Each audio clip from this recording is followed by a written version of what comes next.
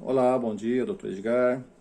Hoje nós vamos meditar um pouquinho sobre evasão fiscal e elisão fiscal.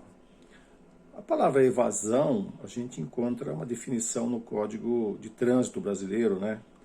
Que diz o seguinte, que, por exemplo, uma pessoa comete um acidente, uma infração, e ele se evadiu do local, ele atropelou uma pessoa, ele se evadiu. Então esse termo, essa palavra é usada também no Código Criminal, no Código Penal brasileiro, né? Então ele fugiu.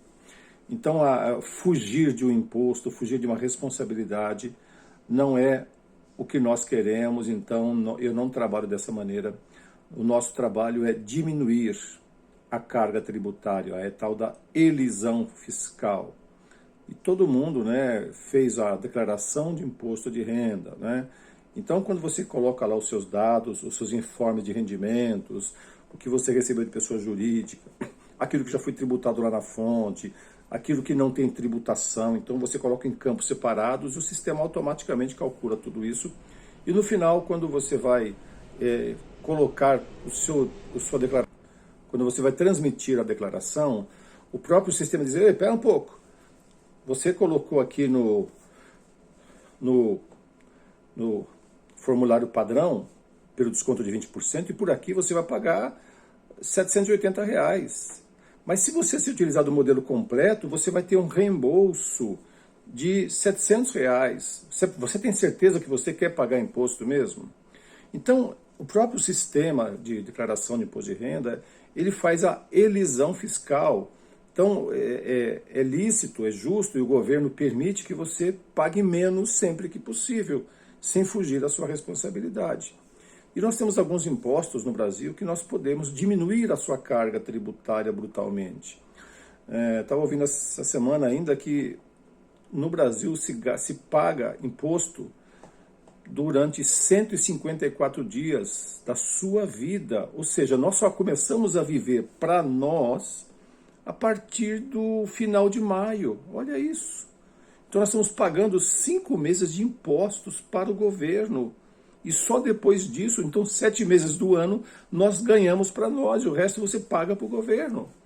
Então a taxa tributária ela é muito alta no Brasil, mais de 42%, né?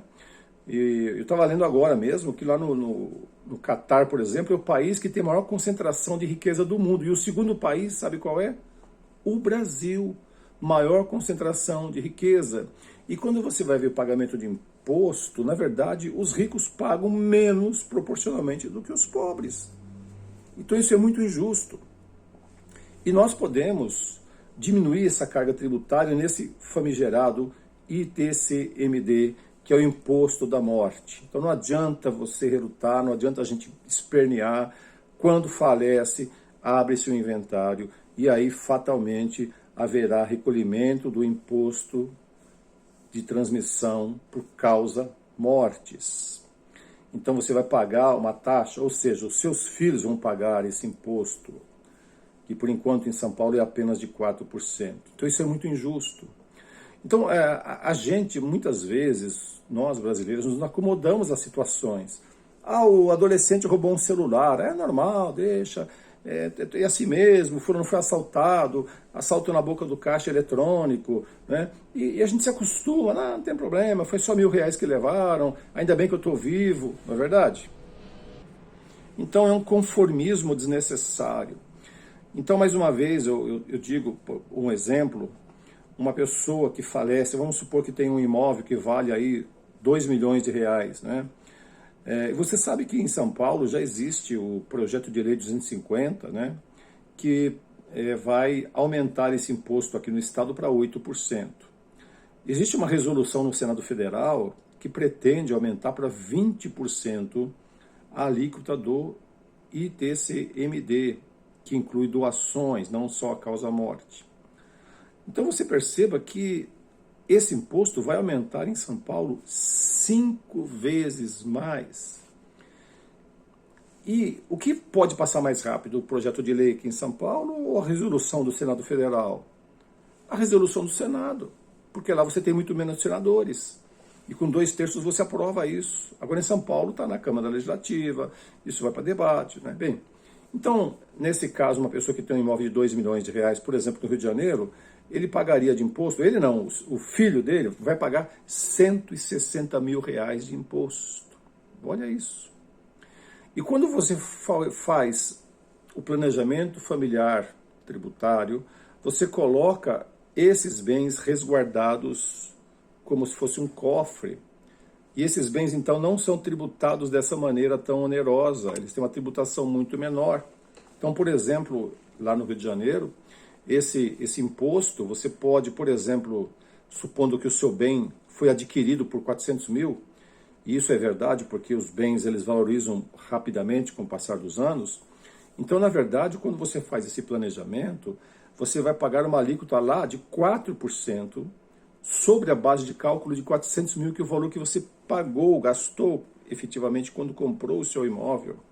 Então, nesse caso, esse valor vai para 16 mil. Então, vejam a diferença. Numa morte eventual, os seus herdeiros, os seus filhos vão pagar 160 mil reais de imposto causa-mortes. E nesse planejamento, esse imposto seria cobrado apenas 16 mil reais. Então você está economizando 90% em cima de um imposto que é uma elisão fiscal, é legal, é justo, é válido. E o mais injusto disso é que seus filhos talvez tenham que vender esse patrimônio, porque imagine se ele vai ter 160 mil reais para pagar de imposto, talvez não tenha.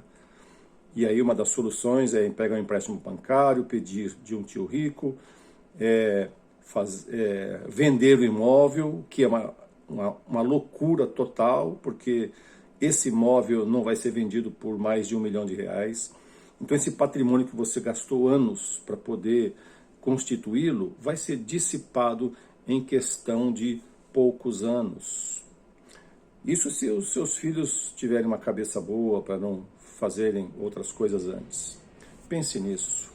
Vamos trabalhar nesse sentido de economizar o nosso dinheiro, preservar o patrimônio. Esse é o seu objetivo quando você luta, você constitui um patrimônio, é preservá-lo para as gerações seguintes. Importante dizer também que quando existe um inventário, né, eu sempre digo isso, ele vai para as mãos que você não gostaria que fosse. Eu tenho um exemplo muito claro, uma pessoa faleceu, geralmente os homens morrem primeiro, né, essa é a grande regra, e metade vai para a esposa e metade vai para os filhos. Divide-se em partes iguais, então eles tinham 2 filhos. E aí agora a esposa acha que deve vender o imóvel, um dos imóveis, porque eles estão sem recursos, não estão conseguindo pagar as contas, né? Tudo ficou muito caro. E aí uma das filhas disse, não quero que venda. Olha isso, como é que pode, né?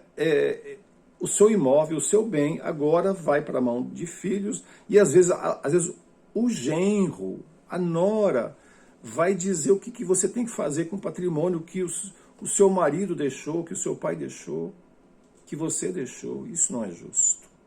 Planeje antecipadamente as coisas, não espere um caso fortuito, uma infelicidade acontecer e depois seus filhos vão ter que sofrer muito para resolver essas situações. Então você pode se antecipar e esse valor a ser gasto é uma elisão, ele é justo, ele é possível, está previsto em lei. Um ótimo dia.